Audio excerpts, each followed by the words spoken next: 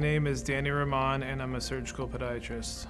My father is a pediatrician, and I spent quite a bit of time with him in clinic shadowing him. So I knew I wanted to become a doctor, but I like to work with my hands. So I spent time with different surgeons, and I really enjoyed the surgical podiatrists.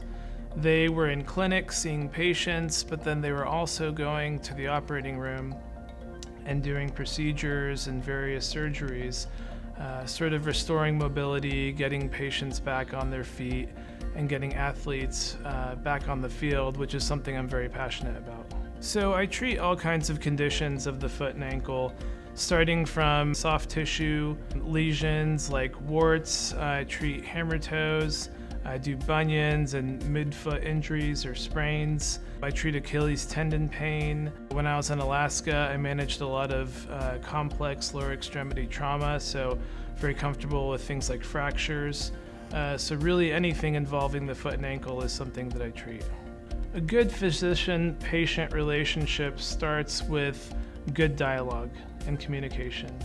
I like my patients to understand that no matter where we are in the treatment plan, they have access to me at all times. Minimal incision surgery is something that I've been really working on and developing in my practice over the past 6 or 7 years.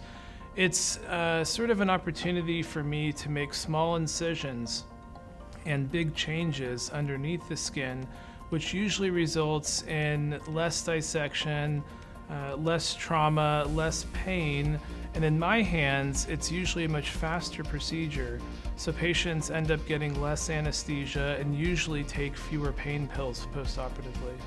My relationship started with ADC almost 20 years ago. I was a student at the University of Texas at Austin, and I shadowed one of the surgical podiatrists here at ADC. He brought me to the clinic and took me to the operating room, and it was overwhelmingly convincing that it was what I wanted to do with the rest of my career.